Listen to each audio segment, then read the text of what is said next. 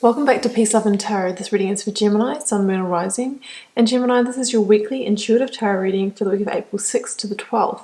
This week we have for you the Pillar of Light Oracle card. We have the Eight of Cups, the Queen of Wands, the Five of Cups, the beautiful Empress, the Lovers, and the Knight of Cups.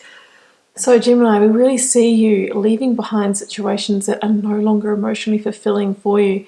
At the moment, I think so many of us are, going a little deeper and reflecting, because of the situation that we're in the world, and, really now wanting to focus on what's truly meaningful.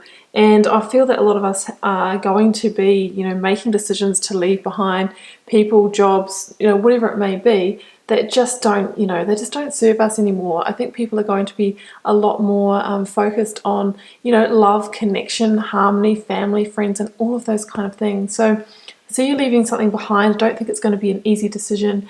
And it's now time to focus on the future, focus on the opportunities that are potentially, right there ready for the taking. And you will find that missing cup. You will achieve that that fulfillment, that wish fulfillment that you truly desire. We have the Empress here that's ready to help you make that a reality. So it's pretty exciting.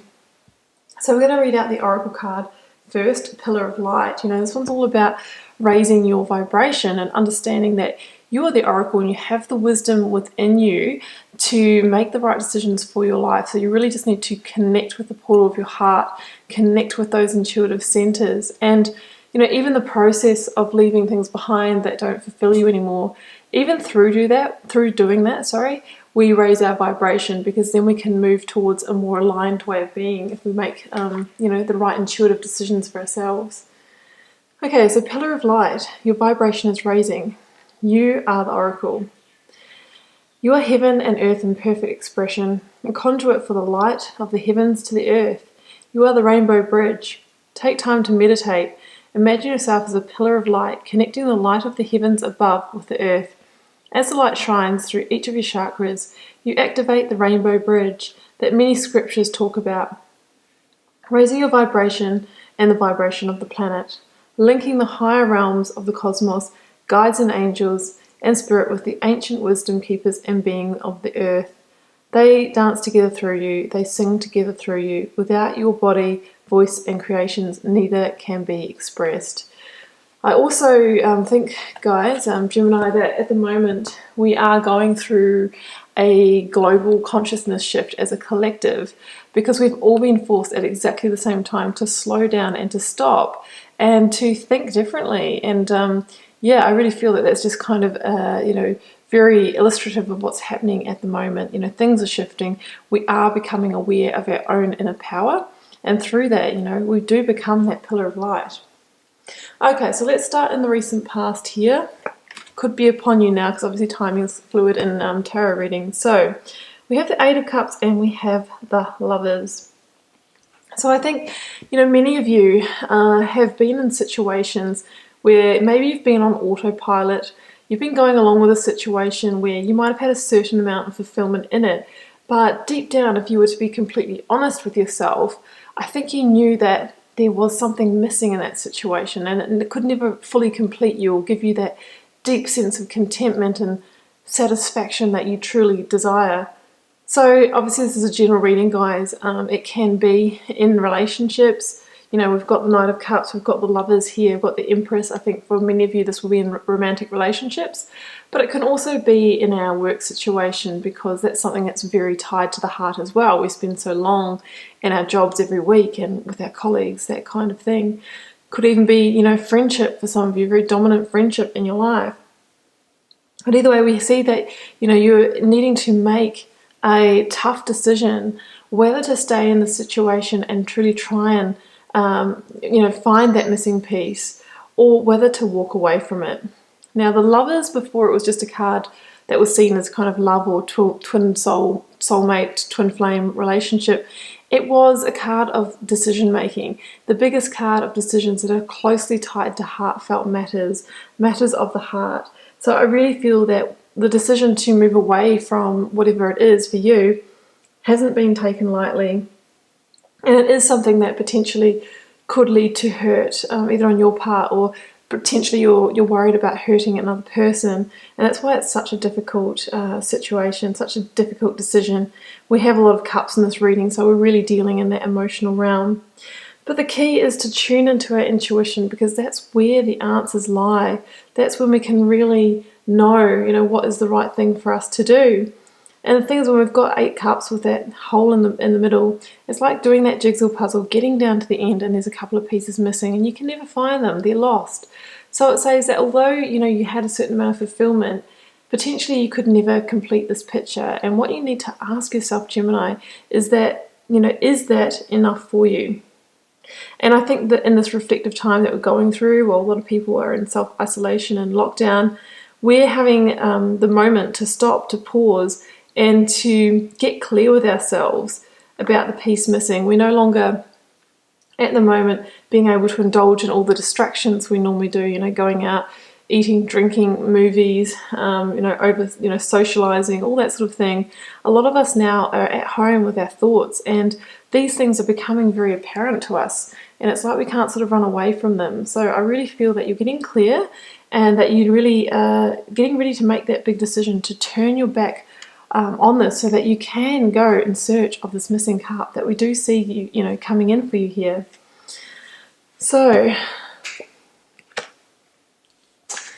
we have as focus energies the 5 of Cups and the Queen of Wands. Yeah. Okay, so the 5 of Wands is really a reminder to not stay focused on the past. If you do decide to move away from the situation, move away with an open mind and move with a forward vision and being present, and not lamenting what might have been lost or getting fixated on the expectations that weren't fulfilled, the despair, or any kind of negative mindset or victim mentality from the situation. Because the thing is that these cups are spilt, this water or wine has soaked into the earth. There's no getting it back in those cups. It says that what has been, and it's in the past, and we can't change the past. It has played out and it is what it is. So it's best to just, to move on. And when we stay stuck in the past, that's when we, can get shrouded in the negativity and the depression, the victim mindset, that kind of thing. Sorry about that, Gemini. My card was full and I lost half of the reading. I feel like Mercury's back in retrograde, because this is what always happens to me in that time. Anyway, let's go back here. So I think we've talked about the 5 of Cups, and now we'll talk about the Queen of Wands. So basically, the Queen of Wands is almost like the antidote to the 5 of Cups. So I'm not sure if I mentioned before the camera cut off that 5 in tarot is the number of conflict. It's also the number of change. So it's change that transmutes conflict. And the Queen of Wands is, she is all about change. She's about forward vision. She's about opportunity. She makes instinctual, that's what the cat represents, calculated decisions on how to move her life better forward for the better. She's the great opportunist. So there's no way that she would, miss these 2 cups here.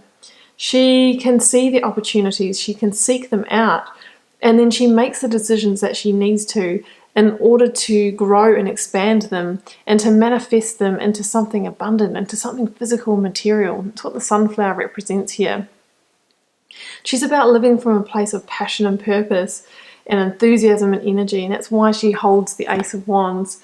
So she's all about the future, she's all about strategy, she's all about seizing the opportunities. There's no way that she's going to be, stuck in this past energy. So I really feel that you're being called to evoke the Queen of Wands and to be much more in that in the moment, present, opportunistic energy. And that's when, you'll start to see the, the opportunities that may have been right behind you all along, Gemini, but potentially you've missed them because you've been very connected to the past. And it's when we shift our energy, when we shift our energy into the present moment and we cut the energetic cords of the past, that's when others sense it as well. And that's often when the missing pieces start falling into place. So we have the Empress and the Knight of Cups. So the Knight of Cups could be someone coming in with that emotional offer, with that missing piece that's going to complete the picture for you. Now, it can be in romantic love. I'm really feeling that for this reading more so than other themes because of the cards that we have here, but it won't necessarily be for all of you. So it could be, you know, a beautiful new friendship, an offer of work that's going to fulfill you on a heart level. Can also be an apology, but more likely than not, I think it's somebody who is really going to, you know, make you feel fulfilled, that you can build a life with. So the Knight of Cups can be a water sign, guys, so that would be Scorpio, Cancer or Pisces, and somebody who's really magnetic, you know, really you've got a lot of chemistry with, even passionate, you know, good sexual connection. We've got the Queen of Wands in the reading as well. And with the Empress here, I mean, the Empress is somebody who manifests, and she takes manifestations and births them into the physical realm. So what it says to me is that whatever this emotional offer that's coming in for you, it really has the ability to go the distance, to become abundant.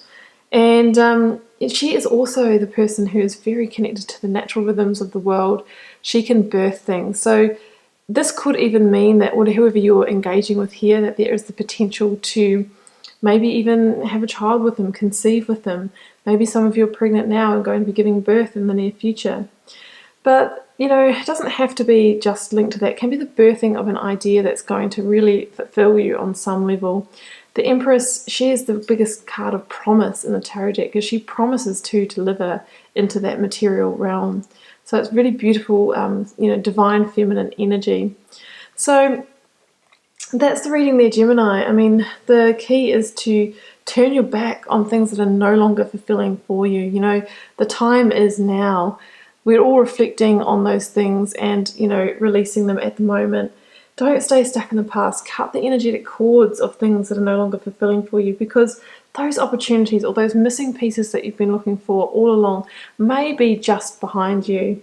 So we need to be that great opportunist who's in the present moment and can see those opportunities when they knock. And then the Empress, you know, she's going to help you grow and expand those beautiful opportunities into the abundant reality that you so desire. Okay, Gemini, I'm going to leave it there. I hope you enjoyed the reading. Do keep in mind it's a general reading, so it won't be for every one of you. Feel free to leave me a comment, because I always love to know how it's playing out in your daily life. And I'll see you back here next week for another reading.